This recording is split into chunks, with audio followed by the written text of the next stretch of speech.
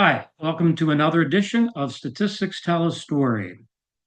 Well, you sure do hear a lot about going for it on fourth down these days in the NFL. So I wanted to talk to that a little bit and some of the science behind it. Um, Myself and a lot of the other data people have been proponents for many years for going for it on fourth down in many situations. And there was an interesting situation in the Bears Packers game. The Bears were at their own 32-yard line. It was fourth and five. I believe there were like 5 minutes and 20 seconds left, and they were down 14-3. And Ben Johnson went for it. And even to somebody such as myself, it looked like a bit of a surprise, but I knew that, there's a good chance he was perhaps right or at least close. Johnson, along with his the former coach that he was offensive coordinator with formerly, I should say, he was the offensive coordinator for Dan Campbell. Dan Campbell is certainly still the coach of the Lions. Anyway, they were both big proponents of going for it in various situations, and Campbell has taken some slack in some games. So anyway, but let's look at this one. All right, and let's look at a little bit of the intuition behind it first. So the idea of going for it in general is that it's all about risk versus reward, right? Is that you have only so many possessions, and the more high scoring of a game you expect, the more you are inclined to go for it. So, for example, let's just think of extreme examples, right? Let's just say offenses score 99% of the time, right? If football is designed such that it's you get 20, 30 yards to play, and and you just get crazy scoring, and it's like arena football on steroids. Okay. But you're going to want to go for it just about every situation, right? Even fourth and 20, because if it's that easy to score, then the it doesn't matter where your opponent gets the ball. Punting doesn't do much. Um, let's think of the other extreme where it's extremely hard to score and you have 3-0 games, right? So on there, where it's very hard to score, punting and field position is going to mean a lot more. Okay. So in general, the more high scoring a game is, the more you are inclined to go for it. And conversely, the less scoring there is, the less inclined you are to go for it in various situations. So, each team gets maybe 10 possessions a game, whatever it is, something close to that. And getting back to the Bears game, 14-3, second quarter, the Packers had moved the ball. Now, not that you can necessarily dictate a decision by what's going on in the game itself. I mean, you want to look at what's played out during the year, and why that's important is you have a feel for how good or bad your offense or defense is. Well, the Bears had a very bad defense throughout the year, right? Ben Johnson knows that. The Packers had been moving the ball quite easily.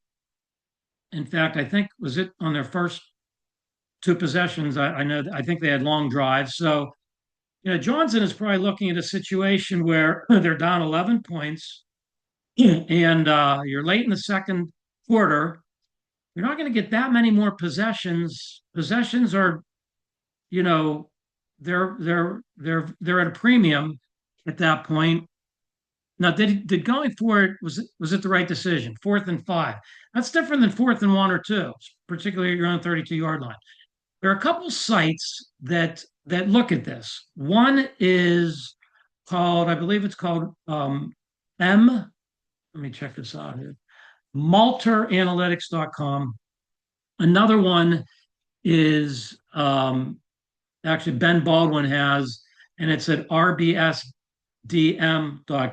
By the way, RBSDM stands for running backs don't matter, which is a whole other topic that we may discuss in a future episode. Excuse me.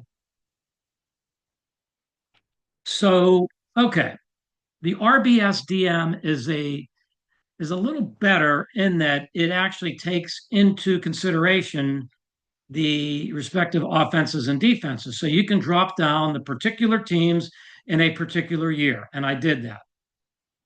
Chicago hosting Green Bay, 2025 season. It actually it actually filters by regular season and postseason. I guess it's that granular, so I did it by postseason. In Chicago, I gave the game scenario, and it looks at whether or not you should go for it, right? And it said you should go for it by 0.4%. So a little bit of a surprise to many people. Now, what are they doing behind the scenes when they say go for it by 0.4%? How are they coming up with that number? What they are doing is they are looking at basically what Baldwin is doing is looking at the history of football games, right? Databases, and saying that if you go for it at this point where you're going to fail so many times, you're going to succeed so many times, and it's going to play out, for, you know, in a certain fashion, right? And you look at, you know, hundreds, probably thousands of different historical scenarios to base your decision off of that. So, for example, perhaps I think the Bears are expected to make it like 35% of the time. If when they make it, they're going to go on to win the game, maybe whatever it is. I'm just going to make up a number 38% of the time. When they fail, they're going to go on to win the game, whatever it is, 30% of the time. I'm just making up numbers. You look at those parlays of possibilities and you say, well, okay, and what's going to happen if you tree diagram all of that, right? Um, and it's going to behoove you to go for it as opposed to not going for it by 0.4%. I think it was something like going for it wins you the game, something like 12% of the time. Hunting wins you the game, something like 11.6% of the time. You simply compare those two numbers and you should go for it. Now, is this a perfect science? Certainly not. Um, it doesn't take into account injuries. It doesn't take into account, if some people believe in momentum, some don't. But play around with those drop downs. They're kind of neat. By the way, I did play around with it a little bit, and I looked at, um, for example, let's just say Houston's playing Seattle, where you have two now defensive minded teams, and same scenario here. It suggested to punt by a good bit. So, here, what was Johnson doing? He was, I don't know if he might very well have somebody that's punching in numbers, um, during the game. To me, that's a smart thing to do. Or he might have been going by gut feel, right? Again, the more the offenses are dominating, the more inclined you are to go for it. So, anyway, does it make it right or wrong? I mean, there's some wiggle room here. It's somewhat of a borderline decision when you have 0.4%. So, anyway, I'll leave you with this. Um, every situation is different. Are these computers perfect? They're not. I'm going to leave you with this though. There was a game, and I've referenced this before, but I want to go back to it. I think it was, geez, it might have been 20 years ago. I don't remember, but Bill Belichick, the Patriots were playing the Colts. They were at their own 30-yard line. I think it was like fourth and one or two, couple minutes left. They were up, I'm not sure, maybe 4 points, maybe 3 points. I forget what it was, and he went for it. He failed, and the Colts got the ball on a short field. Peyton Manning went down, scored a touchdown, and Bill Belichick, you know, did not look very smart in the eyes of most of the football world. And people like Troy Aikman and others were saying, you can't do that. You can't give Peyton Manning a short field. Well, it's interesting. There are some paradoxes in football and in life. And this is one I always go to, and it sounds right. You can't give Peyton Manning a short field. And there's some truth to that. But more importantly, and where the paradox comes in, you can't give Peyton Manning a field.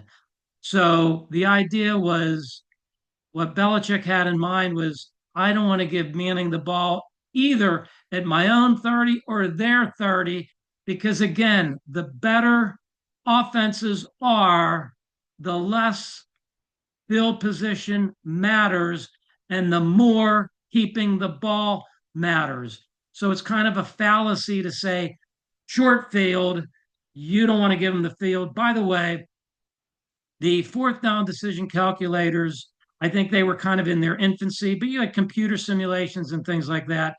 And as I recall, Belichick was right by a mile, but of course he was crucified because it didn't work. But anyway, so you do have coaches going for it on fourth down more often than not, because I check these things. They are right. It's the coming trend of football. Doesn't mean they're always right. I know. I said I would leave you this, but one other thing I got to point out: Dan Campbell, who loves to go for it, went for it 5 times in the Eagle game, in a low-scoring game during the regular season, failed all 5 times. I checked all 5 of these situations. Um, Again, these calculators, 4 of them argued he should go for it. One of them suggested it was borderline.